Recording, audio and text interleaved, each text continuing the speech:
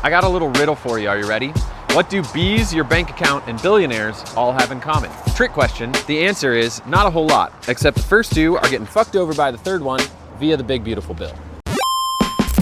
We've all heard about it. It was supposed to be a boon for the jobs market and revitalize American industry by reducing a bunch of regulations so working class people like you and me can thrive. But if we take a closer look at the bill, that kind of feels like a bunch of bullshit.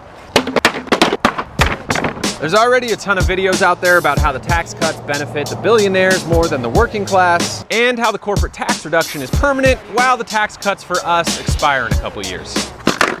But did you know that the big beautiful bill is also going to raise yours and my electricity prices by over $110 a year starting in 2026? I didn't know that either. The bill wants to boost the oil and gas industry, and in the process, it's cutting a bunch of clean energy tax credits and investment projects all over the country.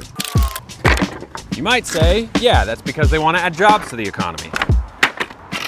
We might get some oil and gas jobs, but in the process, we're looking at losing almost 900,000 jobs in the clean energy sector. So I don't know, is the goal of the bill really to help build jobs for the working class? And before you say clean energy, that's just a liberal state thing, the majority of the clean energy investments were creating jobs in Republican-held districts throughout the country.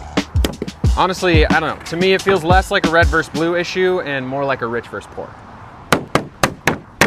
Fuck. As far as overall job growth, the clean energy industry has been going crazy. In just 2024, solar, wind, and battery storage made up 93% of new American energy supply. So it seems like it was doing pretty well. Plus, this is energy that's easy to sustain and doesn't fuck with the environment the way oil and gas does. Yet, they want to strip it down in the name of industry and job growth. I don't know though, are oil and gas jobs really the type of work most of us want? You guys ever heard of the Uinta Basin? Uinta. It's a river valley in Utah that holds 80% of the entire state's oil and gas industry. It used to be a beautiful biodiverse region, but now it has smog levels that rival a major city. And that pollution's not just bad for the natural environment. Two recent studies from 2016 and 2022 found that kids living within a few miles of oil and gas wells are 2 to 3 times more likely to develop a rare form of acute leukemia. It's a form of cancer that is usually treatable, but most survivors end up with lifelong health challenges. Kind of sucks if you're a kid.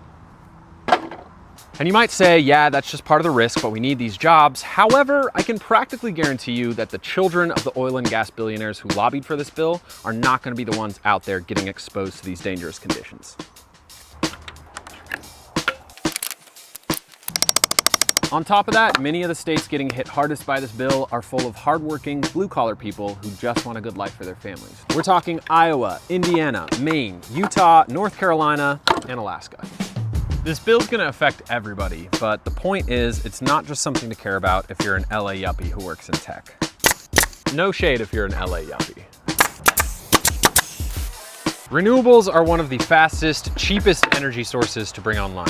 The industry has been booming and adding jobs to the economy. The only economic justification I can see for cutting it is to further pad the pockets of the big fucking oil and gas billionaires who lobbied for this bill in the first place. But hey, maybe I'm wrong. Between the cuts to clean energy and fucking off to the oil and gas billionaires, this is probably one of the worst environmental bills in history. And for the working class, which is most of us, all we can expect to see is higher energy bills, more pollution, and more reliance on a ruling class that doesn't really give a fuck about us.